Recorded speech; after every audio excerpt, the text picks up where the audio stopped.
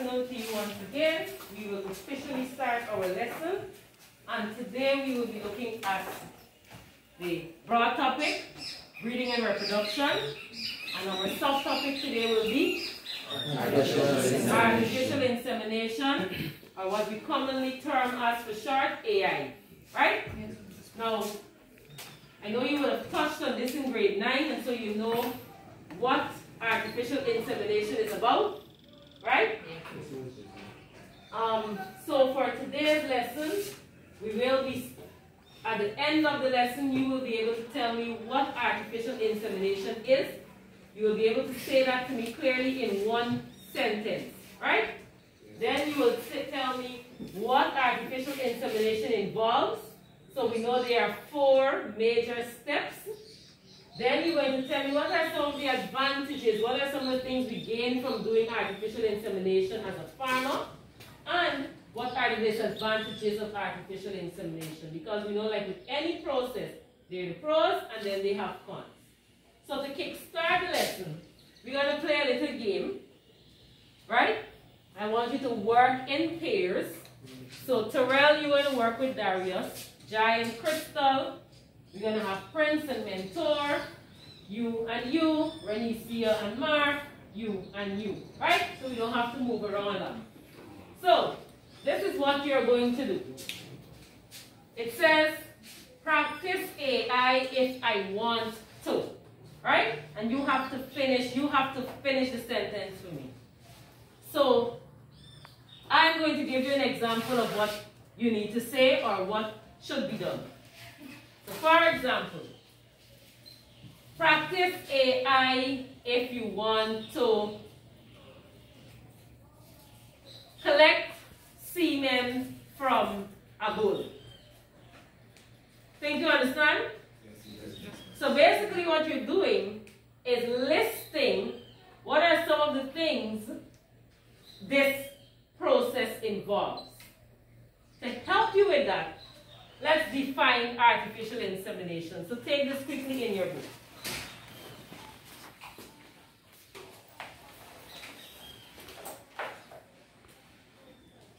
Artificial insemination is the breeding of a female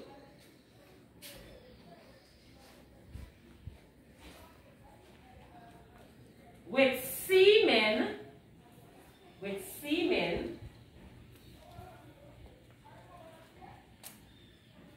that has been collected,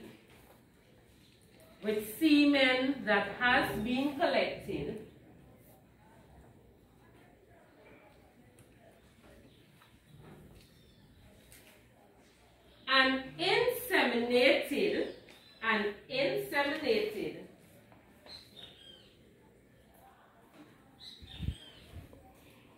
into the uterus or vagina,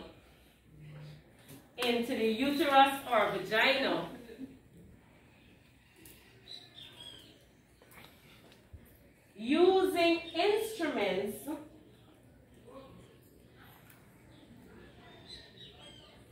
rather than by natural breeding.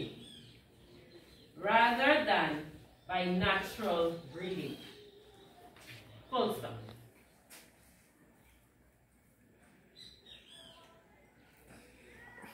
And we know naturally, if we are mating or breeding our animals naturally, what usually happens? They have sex, right?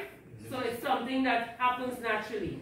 The farmer may have to do some sort of animal husbandry practices in that it allows the male and the female animal to be in the same place at the same time around the heat period. But that is as far as the manipulation goes, right? Every other thing after then is a natural process, right? Good.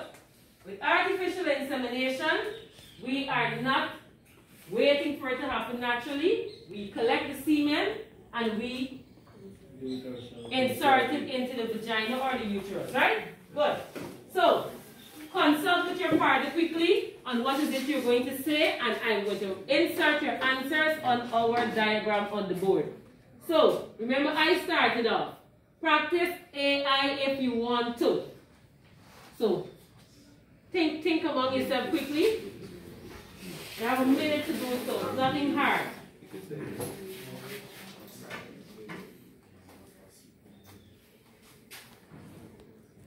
As soon as you're finished, raise your hand so I know which group goes first. Sure.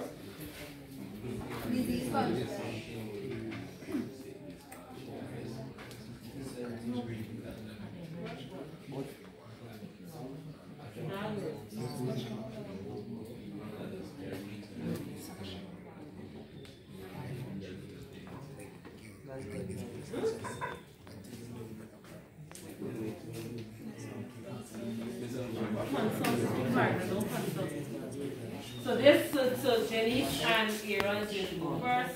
Then Crystal and Jai. You finish? Then Terrell and Darius.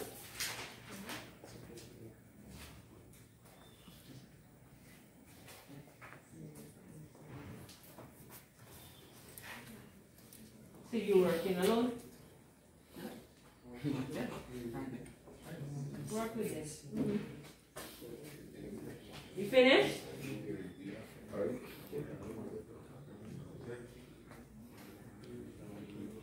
Quickly, quickly, quickly.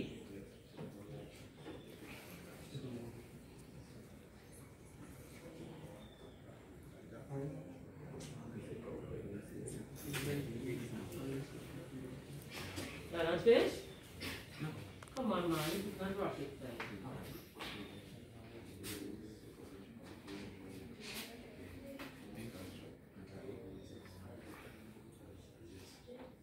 Finished? Good, so you're done. You're done. Waiting on you guys.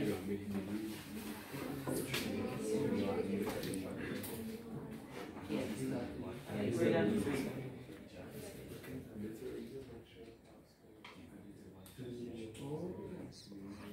Yes, I like the sound of that.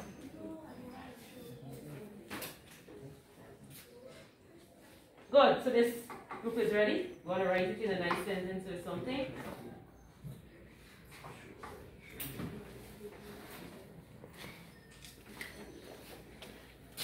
Tell me when you're ready for me to start jotting it up. Remember, whatever the statement you're telling me, you must start out by saying, practice AI if I want to. Right? Good. You're telling me. Ready? I need everybody's undivided attention. So by now you're supposed to be finished writing and paying attention to what your colleagues are saying. So we'll start with Aaron, and then we go to Jai, then it was Renicia, then it will be you, then Mentor, and then Terrell, right? Well, Terrell and then Mentor, because you guys were finished before then. But let's go. Stand. Whoever represents the group will stand. What? Let's practice AI if I want to prevent disease control. Prevent disease control. No, prevent disease, sorry. Why I get the point as disease control. Yeah. Yes. Prevent disease. Alright. In bracket, can I put control? Yes, yes. Control. Good. Next group. Yes. If I want to breed animals outside of breeding season. So breed animals outside of breeding season. Good. Next.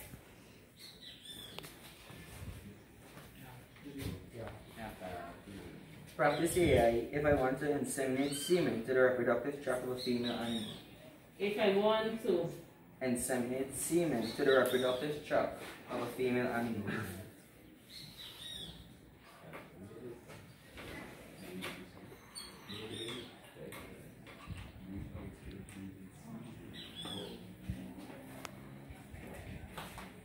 female animal. Good. Next. Practice AI if I want to have animals with specific genes. Alright. Practice AI if I I want to have animals with specific genes. Animals.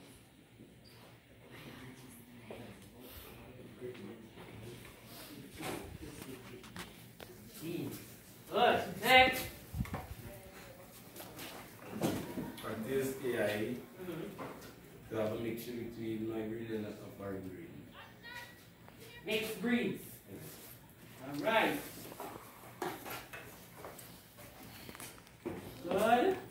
Good. Or what we would call cross breeds, right? Yes. Good. Next. Practice to prevent overuse of the male animal. Prevent overuse. Overuse of the male animal. All right. Good. So this one would be mine. So I'll take this out. All right. Chart is looking good. So here we have, just so that I can repeat it, practice artificial insemination if you want to control or prevent disease. Practice artificial insemination if you want to breed animals outside of the breeding season. Practice artificial insemination if you want to inseminate semen into the reproductive tract of female animals. Practice AI if you want to prevent the overuse of the male animal. And practice AI if you want to have mixed or cross breeds. And practice AI if you want animals with specific genes. All of your responses are correct, right? So give yourselves a little clap, pat on the shoulder. What I will ask you to do now is the person who did not stand in the group, just stand quickly and tell me what is it you are discussing when you came up with this. Quickly. What did you mean when you say prevent disease? How does artificial insemination prevent disease? You need a minute to do that too? Oh my. If any group that's ready can jump at this time.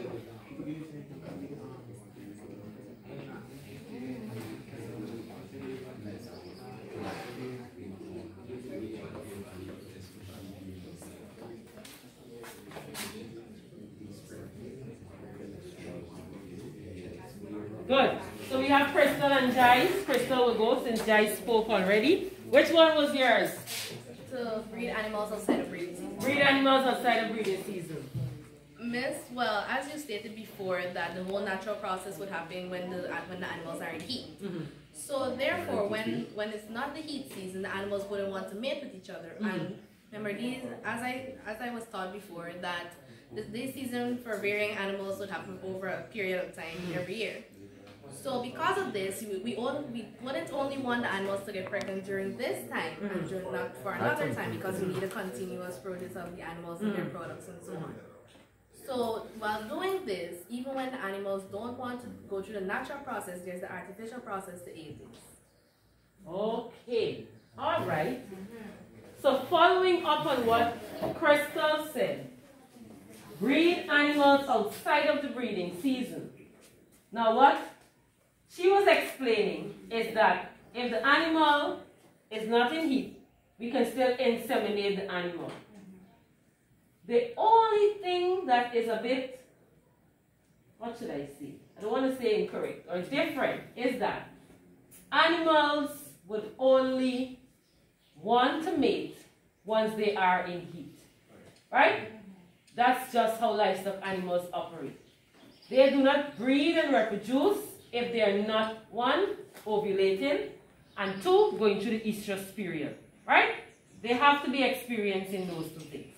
So when you mentioned breed outside of the breeding season, what I was thinking, or what I thought you meant, you see, it's a good thing to ask for clarity. Because I thought that you meant, perhaps, if you have an animal that is in heat, and you don't really have another animal there that can aid the breeding process, you have semen that is stored, that you can get despite the fact that, everything is not available breeding can still occur, right?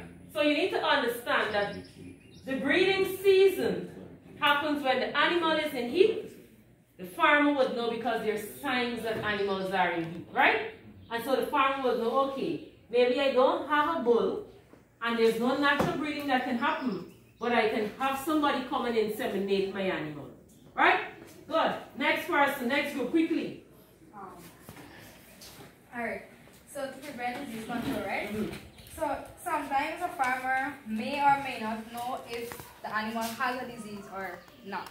Mm-hmm. Good. So in order to prevent it, that's where artificial insemination occurs. Mm-hmm. All right. So to add to what Janice said, or to just enrich it a bit more, artificial insemination prevents or controls disease because, first of all, when we think of natural breeding, we're thinking of some skin-to-skin contact occurring, right, between the two animals. When we are inseminating our animals, that automatically goes out the door. That doesn't happen. Also, the semen is, during when we explain the stages or what AI involves, you will understand that before a semen is inseminated into the other animal, it goes to the lab. It is tested, they look for certain parameters, and if there are any diseases or so that this animal may have. Right? Good. So that is how you prevent or control your disease. Good. Next group. Miss Crab, the animal farm, they don't have Which one are you explaining? the third one. Which one is that? Inseminate semen. Miss Crab, the animal farm, farmer probably don't have any male animal on the farm, so that way they would take the semen from another farm that has male animals, and inseminate it to the female animals so that they could produce offspring. All right. So I guess what is it you are explaining there is another advantage of AI. But for this one that says inseminate semen into the reproductive tract is basically what the process is, right? But what Renise is saying too, and I will add it for you, is that if there isn't a bull available on your farm, you can use the semen from somebody else's bull and inseminate the animal. That's what you're saying? Yes. Good. So I'm going to put use semen from other animals that are not on your farm, maybe, right? Good. Next. Alright, our point prevent the overuse of the male animal, right? In this case, we were thinking that one batch of sperm from male bull could be used to fertilize multiple females onto the farm, whereas naturally, that one bull might have been tired or so from one. So this would allow the process to work fast and smooth. Very good. Good. So that's exactly what I was thinking too when I heard you raise your point. You prevent the overuse of the male animal. I don't even think I need to explain it further because that was very straightforward. And we will learn again when we go on to the steps that one of the things that is involved in the steps is dilution of your semen. So that one ejaculation can be used many times, right? And so again, there is no stress on that one bull to keep inseminating different females. I thought that was well explained. Next. More point, if I want animals with specific genes. Let's say in the case of cattle, right now? Yes. If you have a dairy cattle, a cattle that produces dairy products, right? And you want something else like, probably with meat, good meat, right? What you will do is collect their semen and inseminate it into your cattle to get a specific genes. That's what pass down. Good. Nice. I like that you mentioned the fact that genes and passing down. So we know that it is moving from one animal to the next, right? Yes. And so with artificial insemination, yes, you get to decide what are some of the things you would like to see expressed in your animal. And use a good example. If I have an animal that produces good milk, because we know that we do have mixed breeds, or what do we call dual purpose animals, that produce milk and beef, right? What I can do is perhaps have these two animals fertilize each other, and I have a breed that produces both meat and both milk, right? So that's what he meant when he said specific genes. Mixed genes. Mixed genes. Crossbreeding brings improvement of an animal, especially males, that will be used for breeding in the future. So that means that, you know, when you do that, you can have future generations, or let me say example, cattle, future generations of multiple cattle. And for example, cattle, right? So remember some cows or cattle, they survive under different conditions. So when you mix them now, you can survive in that condition. Good. All right. So when you are listing your stuff earlier, I thought these two were connected, right? Yes. But I like that you were able to bring out something different when you mentioned mixed breeds or crossbreeding, right? And you explained it pretty well. So you also can mix or cross your breeds if one, maybe you have an animal that produces good meat but cannot survive under tropical conditions. And so what you do is that you mix those breeds. And we have animals here that would be resulted as a result of crossbreeding, where the Texana sheep or the Texel was a mixture between the Barbados black belly and the Texana, right? And so we have the Texel breed now, right? So thank you for explaining that. All right, moving on. Here what you will do for me, could you take a picture of your diagram? Take a picture of your representation. Use your phones, take a picture of it. Maybe one person can do it, and then you share it in a group. So you remember, look, these are the things that I would have come up with, and they are correct. Good, got it? Now, let's move on. Let's move on to the stages or steps involved in artificial insemination. And we mentioned some of them while we were explaining these points on the board, but we're going to go a little bit in depth with it. So, it is important to note that artificial insemination has 4 major steps. The first one would be semen collection. What is it? Semen collection. The second one would be dilution of semen. What is it? Dilution of semen. The third one would be storage of semen. What is it? Storage of semen. And then the fourth and final one would be inseminating the animal, or insemination. Right? Yes, Or we can say inserting semen into the cervix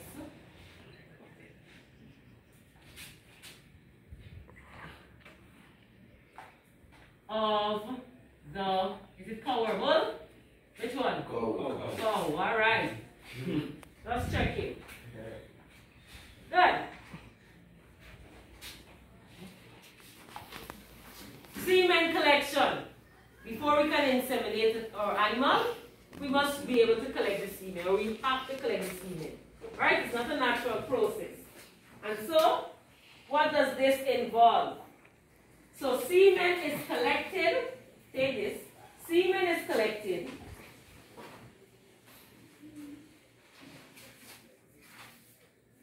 from special bulls,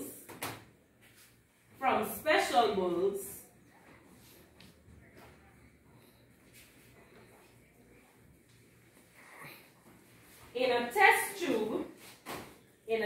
tube,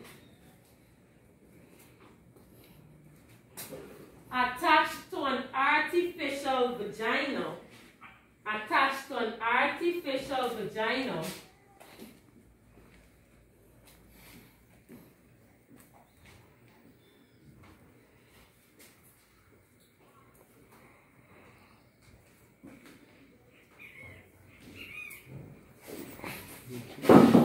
full stop. Next point, the bull is encouraged to mount a teaser cow. The bull is encouraged to mount a teaser cow.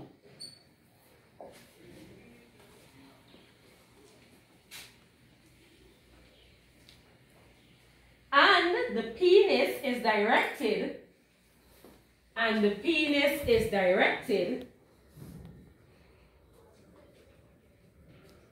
by the technician into the vagina of the cow.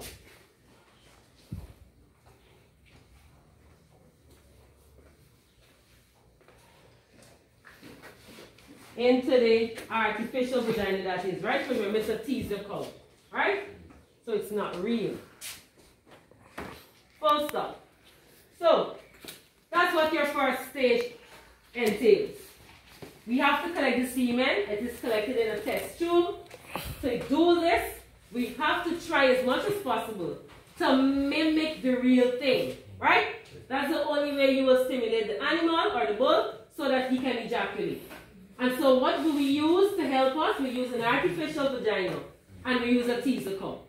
Of course, for this to happen, it means that a technician needs to be there to allow the animal to mount this teaser cow, right? Naturally, you wouldn't need to be present. They do that, right? But because it's artificial insemination or it's an artificial process, you need to be present to help with the insertion of the penis into the teaser cow, right?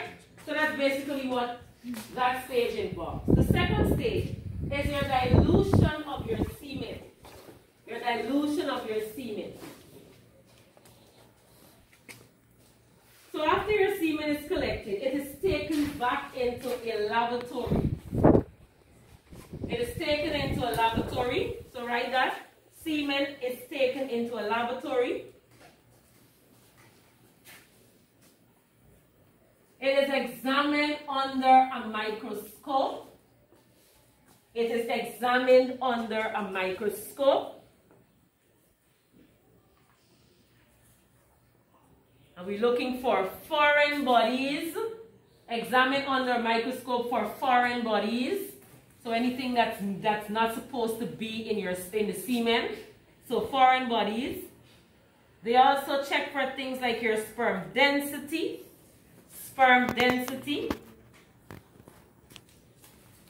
And the sperm viability.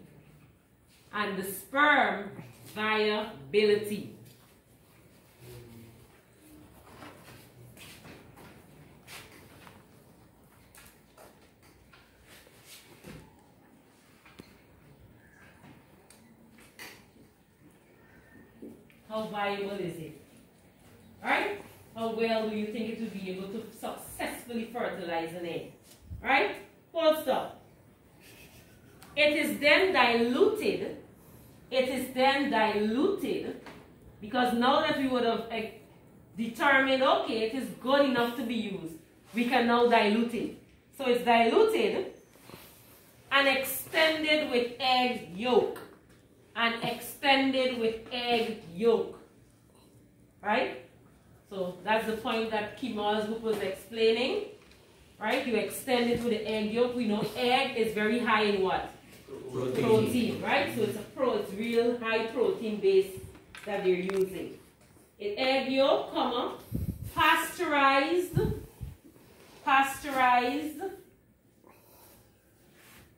or homogenized milk.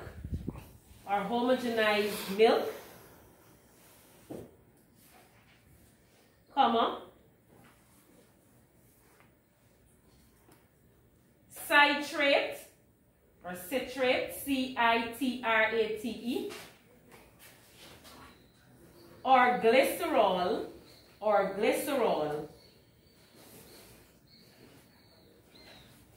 up to 20 times the original volume.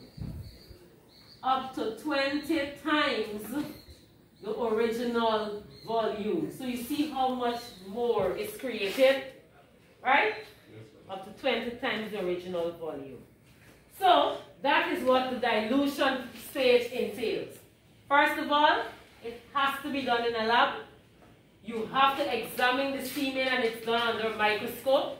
Once we look and we determine that there are no foreign bodies there, we check for things like your sperm density and the sperm viability, and then we use these different things and we extend it. After this process, we have up to 20 times of volume than the original volume that we started out with, right, of your sperm. Good. The third one will be storage of your semen. Storage of your semen. So for this, diluted semen is placed in smaller receptacles. The diluted semen is placed in smaller receptacles.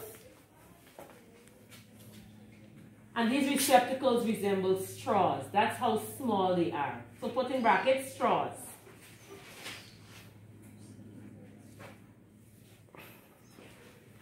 And then we store them. We store them in carbon dioxide cabinets. We store them in carbon dioxide cabinets.